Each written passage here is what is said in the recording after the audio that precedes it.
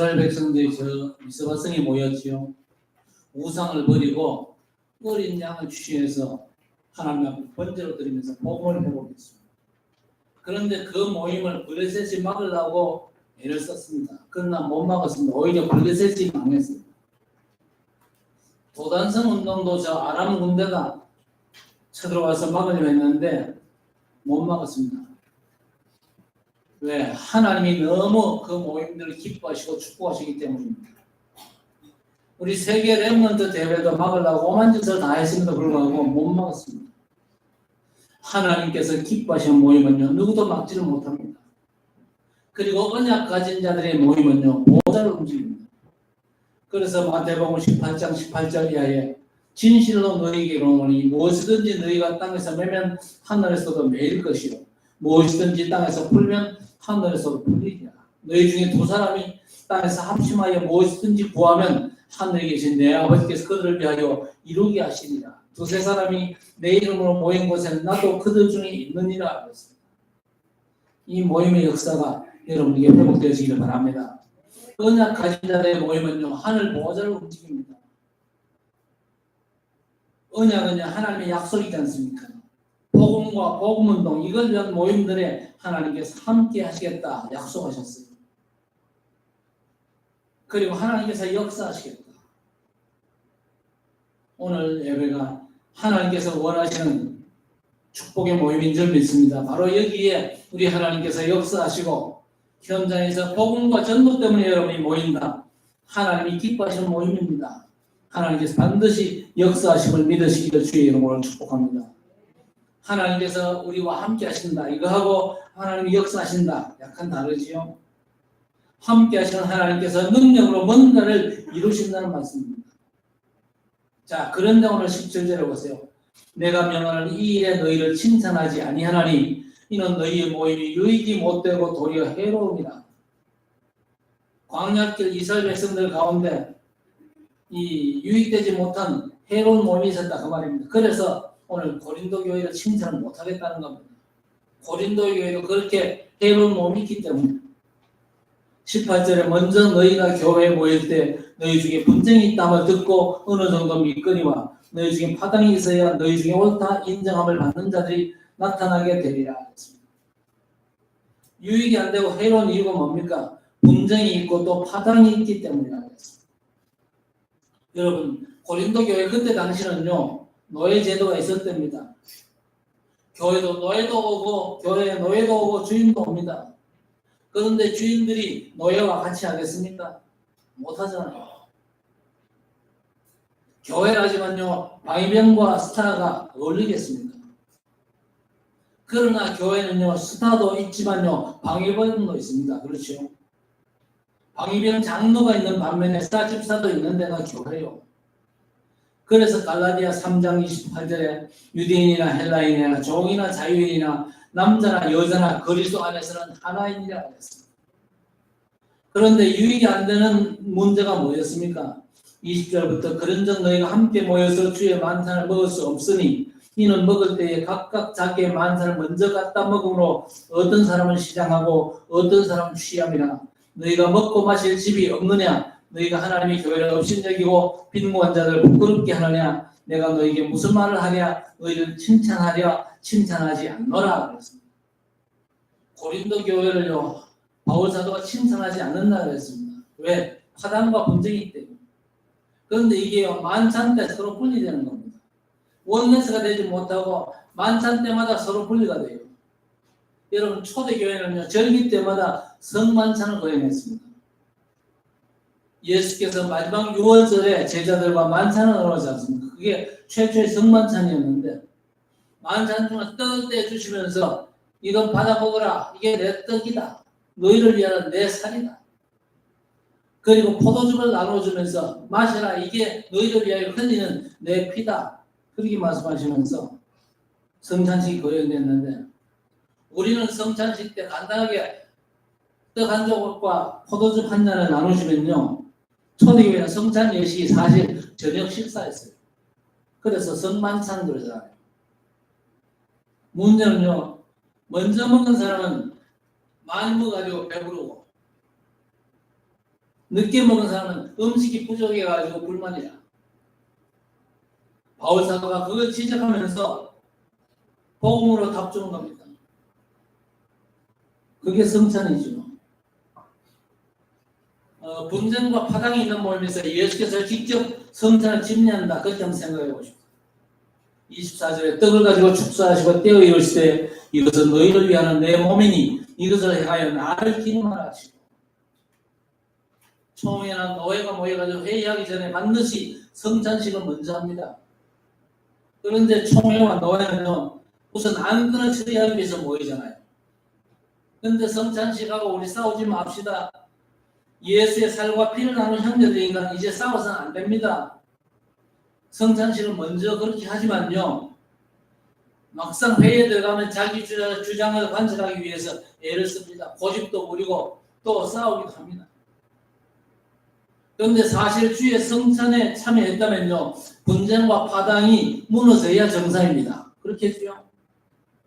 왜냐, 복음으로 원내 세기 위해서 성찬 예식에 참여하는데, 성찬 예식에 참여하고는 여전히 똑같이 나누어져 가지고 싸우고 머리 깃듣고 그러면 되겠어요? 당연히 파당과 분쟁이 사라져야 맞는데 그렇지 않은 게 문제다, 그 말입니다. 오늘 이후에 교회 안의 모든 파당과 분쟁이 무너지기를 주의 이름으로 축복합니다.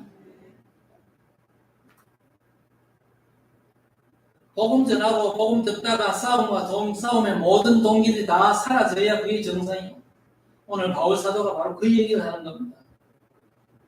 고린도 교회에 파당과 분쟁이 있는데 뭐 때문에 싸웁니까? 사람을 갈라지게 한 것들이 만찬을 나눌 때 드러났습니다. 요즘은 그런 부모가 없잖아요. 옛날에 어붓 아버지, 어붓 어머니 그런 말이 있었죠. 자기는 낳은 자식이 아니니까 자기 자식보다는 함부로 대가지고, 그게 언제 표시가 많이 나냐? 밥 먹을 때 표가 많이 납니다. 말하자면 그런 식이죠. 친자식에게는요, 갈치 조각이라도 더 주는 그런 식입니다. 고린도 교회에 분쟁과 파당이 있는데 만찬을 대할 때 드러났다는 겁니다. 그래서 바울 사도가 책망하면서 복음으로 답을 주는 거예요.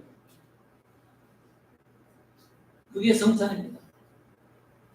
성찬을 대할 때마다 우리 문제가 뭐냐 파악하고, 내 문제에 대해서 우리 주님께서 성찬으로 답을 주셨구나.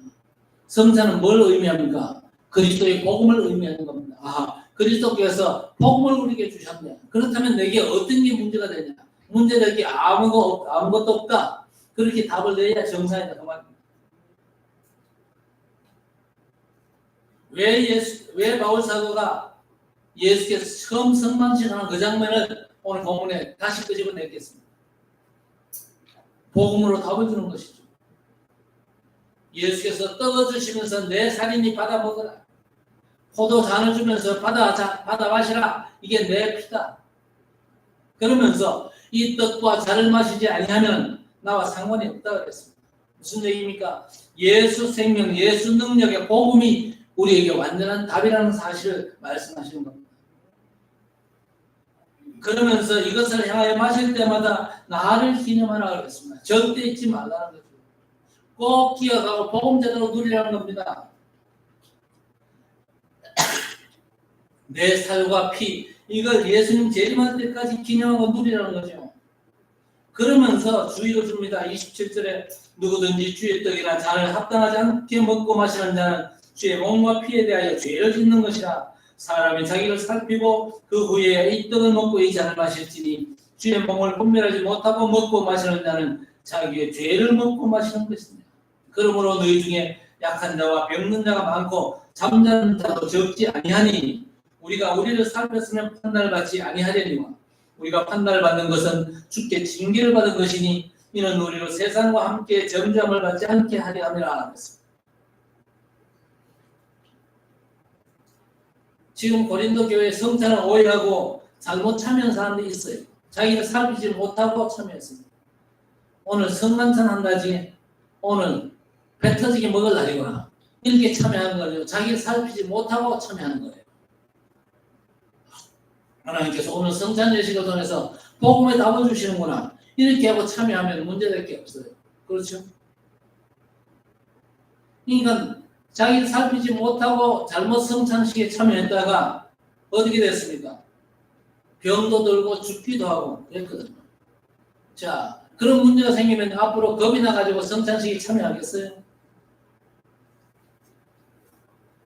요즘도 성찬에 참여하면서 눈물 흘리고 회개해요. 회개한다고 눈물도 흘리고 혹시 병들고 죽을까봐 싶어가지고 벌벌 떨면서 회개하고 심지어 성찬에 참여 안 하는 사람도 생겨요. 그건 진정한 그리스도의 신앙이 아니거든요. 자기 양심이 신앙이 돼가지고 아니 나 같은 게 어떻게 성찬에 참여하겠냐 그러면서 떡과 포도즙을 안 받는 사람도 있다니까요. 그럴 필요 없어요. 바울 사도가 얘기하는 성찬에 대한 건요, 온전한 복음, 완전한 복음을 믿으라는 말입니다. 그렇죠? 예수 생명, 하나님의 생명, 완전한 그리스도의 능력을 믿으라는 겁니다. 어떤 경우에도 여러분, 복음이 여러분 인생에 완전한 답 되시기를 바랍니다. 그리스도의 비밀이 답이 안 되면요, 여러분의 삶에도 이런 하나님의 징계가 임할 수 있습니다.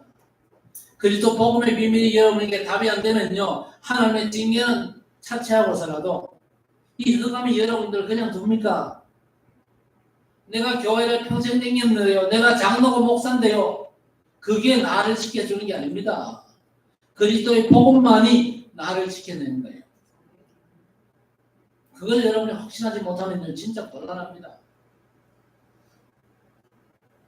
제가 아는 어떤 분 교회도 열심히 다녔습니다. 그런데 이분이 복음에 대해서 답이 없어.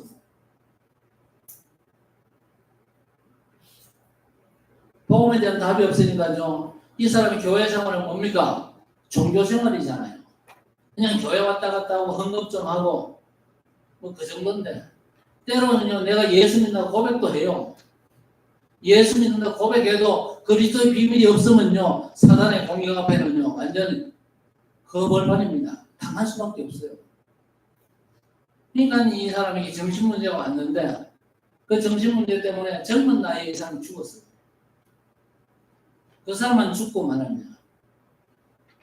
자식들이 있는데 딸이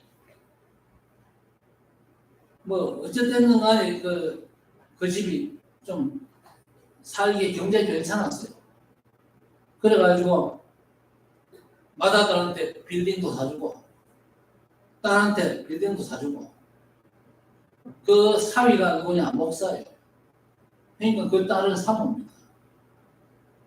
그런데 어떤 일이 생기냐 그 목사 사모 그가 또 몇 년 전에 죽어버렸어요.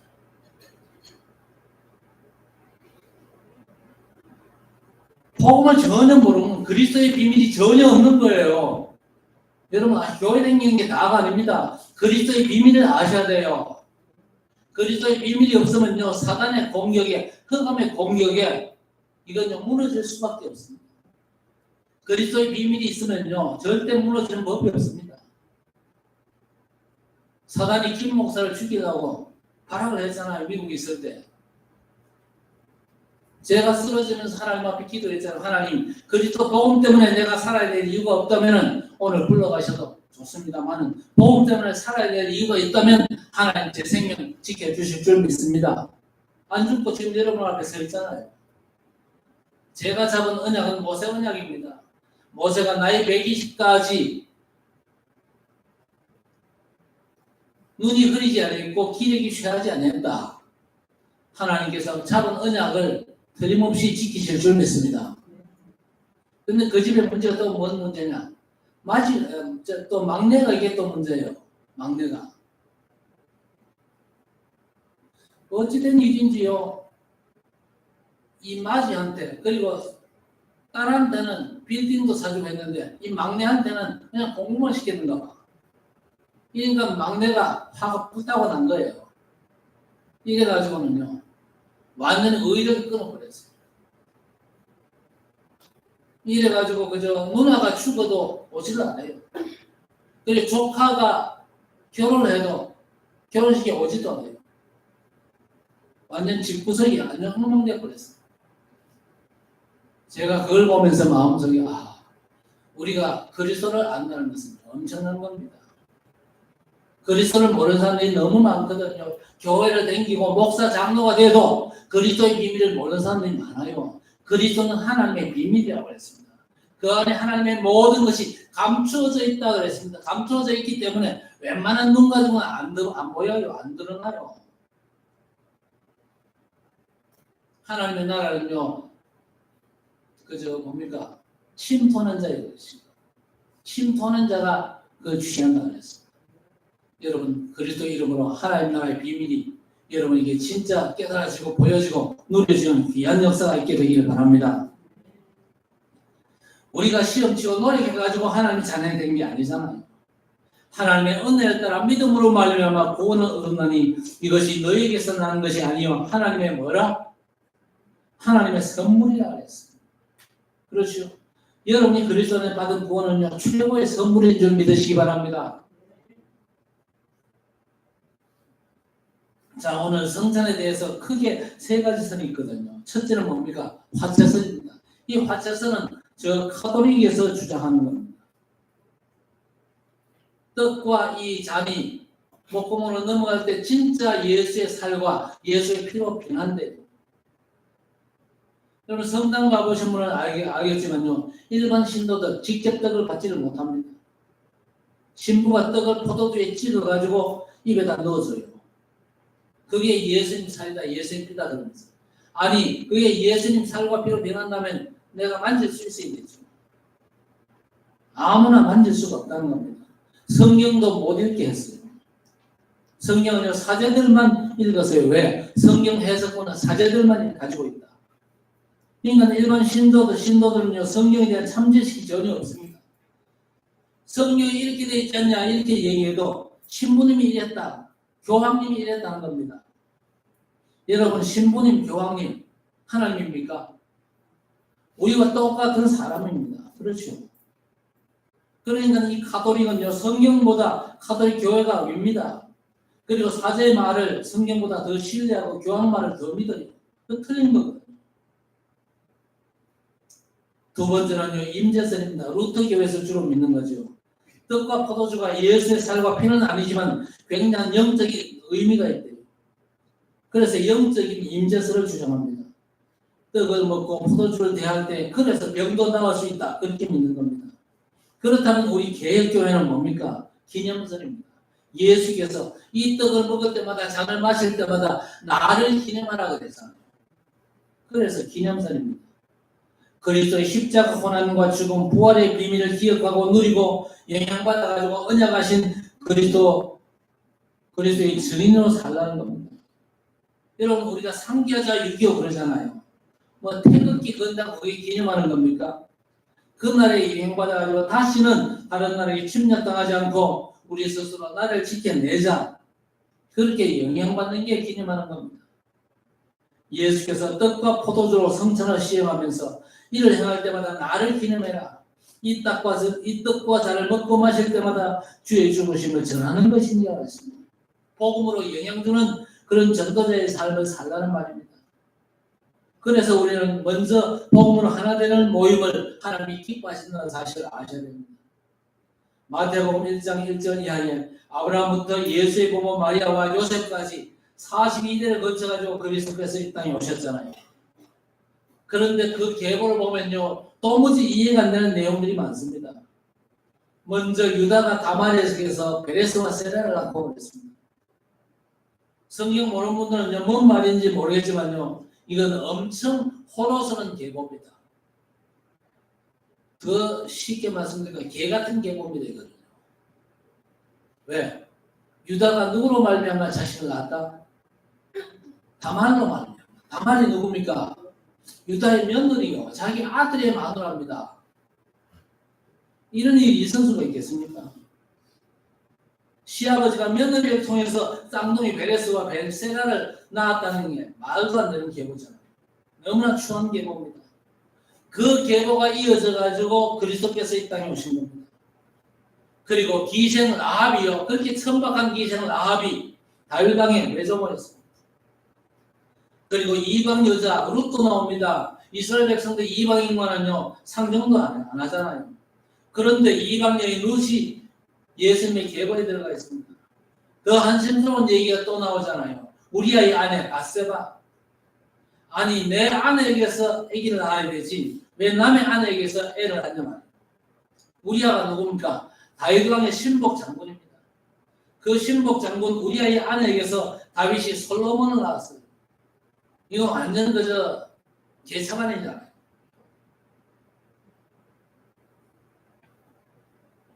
그 아주 엉망 같은 계보가 40일이 흘러가지고 마리아와 요셉을 통해서 그리스도께서 이 땅에 오신 겁니다. 이건 뭘 말합니까? 복음으로 하나 되는 계보입니다. 그 어떤 것도 뛰어넘은 계보예요. 말도 안 되는 호로스런 계보를 통해서 약속의 메시아께서 이 땅에 오신 것입니다. 여기에는요 어떤 죄인도 용납하시는 하나님의 사랑의 마음이 담긴 계보입니다. 그렇죠? 예수님의 계보는요 그야말로 아주 막 깨끗하고 완벽한 계보가 아니었어요. 그 밑에 조상들 가운데는요 아주 엉망인 인간들이 너무 많았습니다. 그러나 그런 죄 많은 인간들을 통해서 하나님의 구원자 그리스도께서 우리 인간의 구원자로 이 땅에 오신 것입니다. 그래서 여러분 어떤 자리에 가더라도 그리스도로 하나 되는 모임을 갖게 되시길 바랍니다. 어떤 종류의 사람이 있다 할지라도 사람을 먼저 잡지 말고 복음으로 원내스 될 수 있도록 그 모임을 이끌어 가야 될 것입니다. 그게 하나님이 원하시는 것입니다. 히브리서 11장에도 아벨과 에녹, 노아, 아브라함 같은 이름들이 쭉 나오죠. 이 사람들이 뭡니까? 오실 메시아 언약으로 하나 된 사람들이었습니다. 그런데 히브리서 11장 38절에는요. 이런 사람들은 세상에 감당치 못할 거라고 했습니다. 복음으로 하나 되면요. 그렇게 되는 것입니다. 출애굽기 3장 18절 400년 동안 애굽 노예되었는데 언제 어떻게 나왔습니까?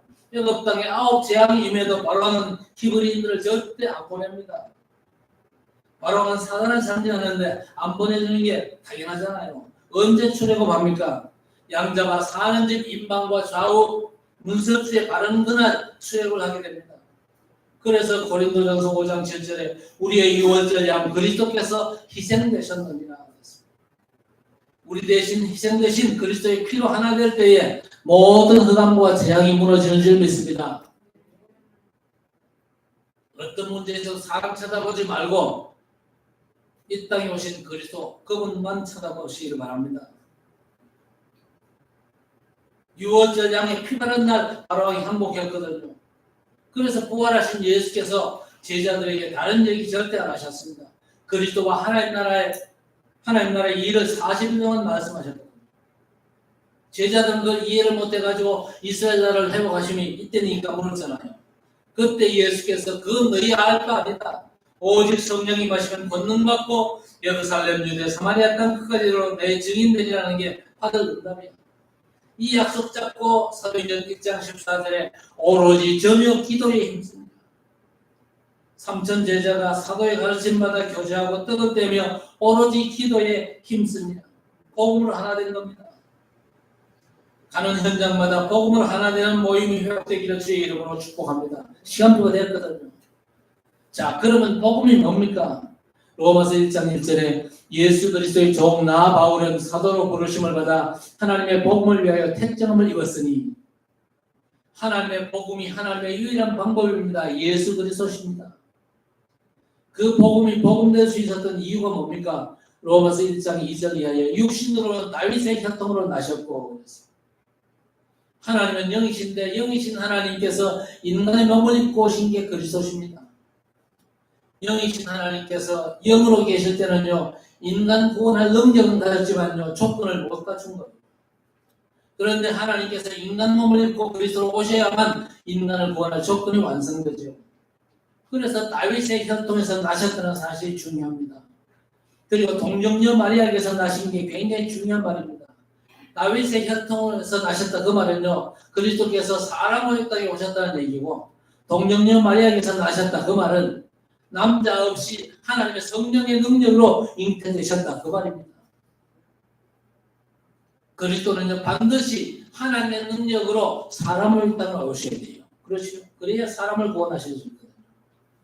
그런데 그리스도께서 육체로 오심을 부인하는 단체가 있어요. 그러나 그리스도께서 육체로 오지 않으셨으면요, 우리 인간의 죄 문제는 절대 해결을 못 받습니다. 그러니까 구원 못 받지요. 하나님께서 육체로 오셔가지고 죄 문제를 해결하실 어린 양으로 십자가 지신 분이 바로 우리의 그리스도십니다. 그러면 인간 구원의 조건을 완벽하게 갖춘 거죠. 육신으로는 다윗의 혈통으로 오셨고 죽은 자 가운데서 부활하사 능력으로 하나님의 아들로 선포되셨으니 곧 우리 주 예수 그리스도시니라 했습니다. 구약의 하나님 성경 예법이 어땠습니까? 하라는 거 하고 하지 말라는 거 안 하는 겁니다. 그렇죠? 6월절 지키라 그러면 지키는 거고, 안식일 지키라면 지켜야죠. 안 지키면 돌로 쳐 죽이고 문둥병과 연병도 걸렸습니다. 그런데 이 법의 효력이 언제까지입니까? 그리스도 오실 때까지만입니다. 그렇죠? 이제 그리스도께서, 약속의 그리스도께서 이 땅에 오셨으니까 복음 안에서 이제는 자유하는 겁니다. 안식일이나 율법 거기에 속박받지 않습니다. 예수 그리스도 이름으로 구원받는데 예수께서 뭐라고 그랬죠? 지금까지는 내 이름으로 기도하지 않았으나 내 이름으로 구하면 내가 시행하리니 너희 기쁨이 충만하리라고 했습니다. 이제 우리는 예수 이름으로 하나님 앞에 당당하게 서는 겁니다. 당당하게 그 이름으로 기도하고, 율법으로 나를 쳐다보면요 찔릴 수 있잖아요. 그렇죠? 그러나 우리는요 거기에 너무 구애받지 말고 예수 그리스도 이름으로 하나님 앞에 당당히 서시기를 바랍니다. 양심에 가책받으면 찔릴 수 있잖아. 그러나 그리스도 이름으로 하나님 앞에 나가면요 찔릴 게 없어요. 만약에 그게 진짜 문제가 된다 할지라도 그 문제는 누가 다 담당하셨어요? 그리스도께서 다 담당하셨거든요. 그러니까 내가 찔려가지고 내가 양심 가책받고 내가 죽을 죄인입니다. 그럴 이유가 없단 말입니다. 내 모든 죄를 그리스도께서 다 담당하셨으니까 나는 이제 하나님의 자녀로 하나님의 것을 당당하게 요구할 수 있는 권한이 있는 겁니다. 목사가 강단에 설 때는요 언제나 옛날에는요 정장차림이었습니다. 아무리 더워도 넥타이 딱 매고, 이제 여름에 수요 예배는요 남방 차림으로 강단에 섭니다. 왜? 하나님 앞에 더 이상 복장으로 예지킬 필요는 없거든요. 그렇잖아요. 복장 가지고 하나님께서 시비 거는 법은 없습니다. 팬티 바람으로 올라와도 하나님이 시비 안 걸어요. 왜냐? 그거는 이제 하나님이 시비할 조건이 못 되기 때문에. 그러나 저는 절대 팬티 바람으로 올라오지는 않습니다. 여러분을 의식하기 때문에. 그렇죠? 왜? 이해가 안 되나? 무슨 말인지 알아들리대요. 하나님 앞에서는요, 다른 거 가지고 그저 쫄 필요 없어요. 예수 믿냐 안 믿냐 그거 가지고 쫄아야지, 내가 훌륭하게 살았냐 못 살았냐 그거 가지고 하나님 앞에 쫄 필요는 없다 그 말입니다. 예수 믿는다면요 하나님 앞에 당당하게 나가도 하나님께서 완나 내 자식 그러지 너 누군데 나가 안 그럽니다.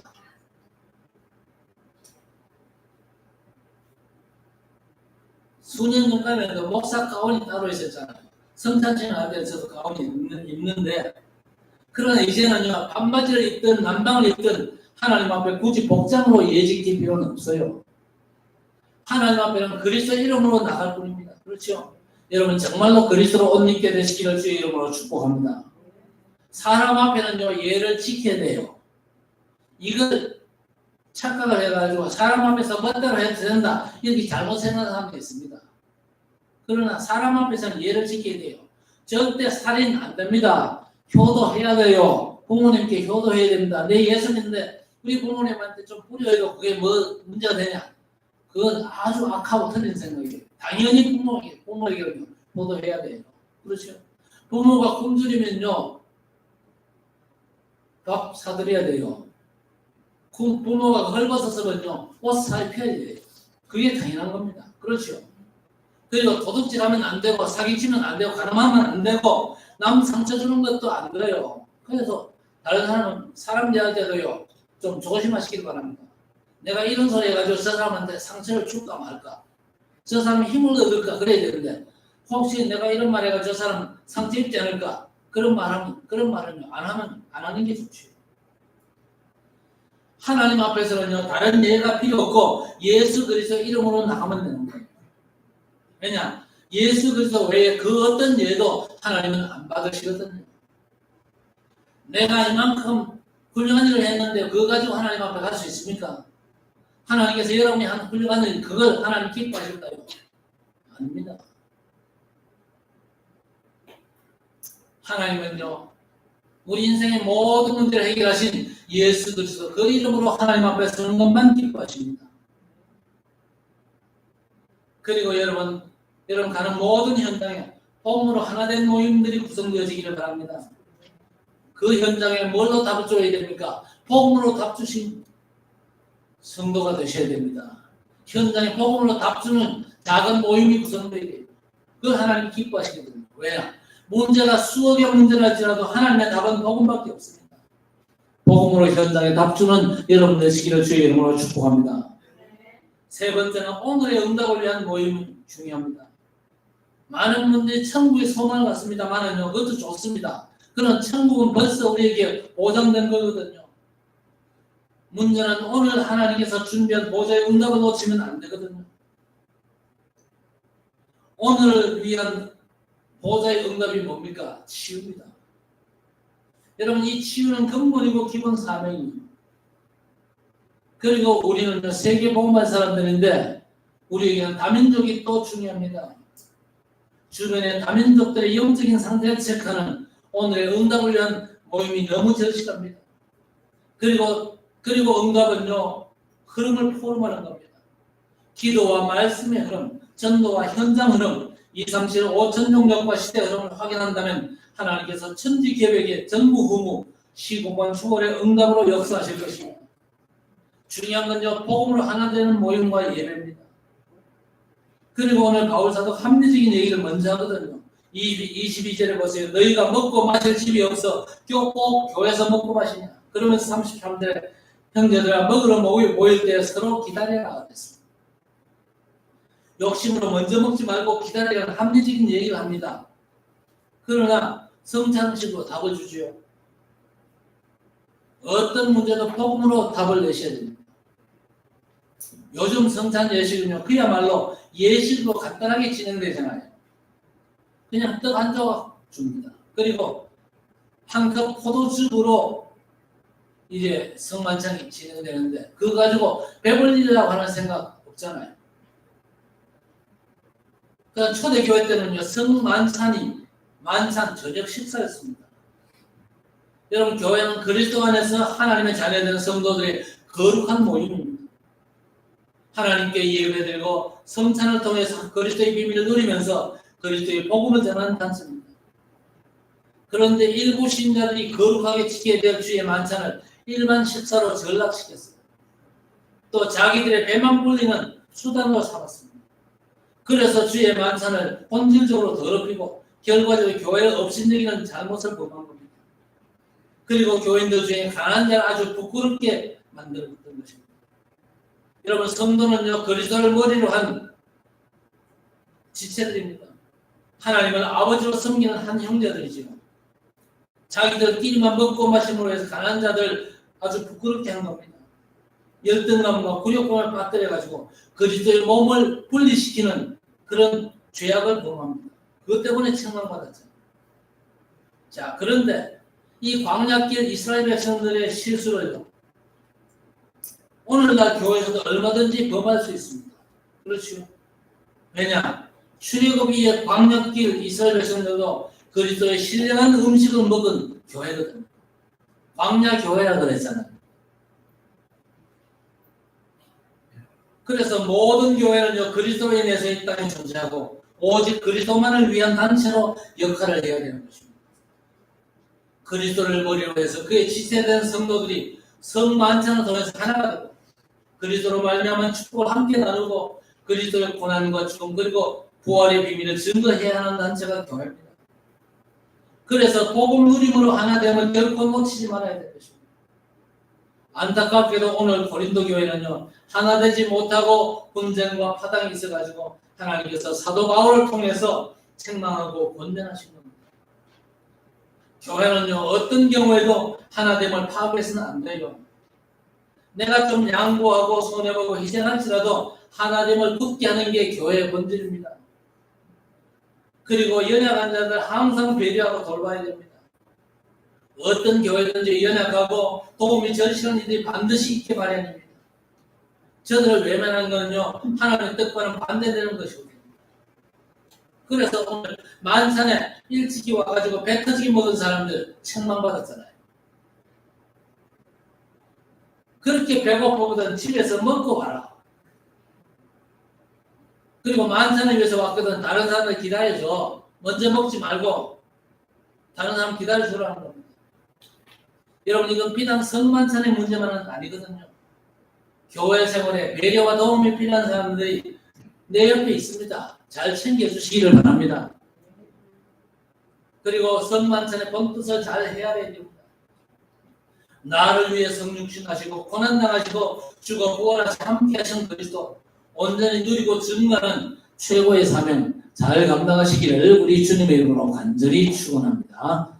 하나님 아버지 감사합니다. 고린도 교회가 복음의 교회인데 복음의 교회 안에 분리되는 문제가 성만찬을 통해 드러났사온데 하나님 성만찬을 세우신 우리 주님의 진정한 뜻을 잘 헤아리게 하시고 성만찬을 통해서 복음으로 하나 되게 하시며 복음의 비밀을 온전히 누리면서 이 누림의 비밀을 온전히 증거하는 전도 제자로서 모든 현장에서 정말 하나님이 기뻐하시는 복음의 모임들이 회복되고 그 모임들을 통해서 그리스도의 복음이 현장에 증거되는 복음으로 답주는 교회의 역할을 주의 교회와 성도들이 잘 감당할 수 있도록 은혜를 입혀 주시옵소서. 오늘 주신 말씀을 믿음으로 붙잡게 하시고 교회 안에 정말 도움이 필요한 자들이 있는가 잘 헤아리고 저를 돕는 일에도 주의 백성이 최선을 다할 수 있도록 하나님 역사해 주시옵소서. 교회가 교회로서의 본질적인 기능을 잘 감당할 수 있도록 우리 주님께서 주의 백성들을 붙잡으시고 인도해 주옵소서. 예수님의 이름으로 간절히 기도드리옵나이다. 아멘.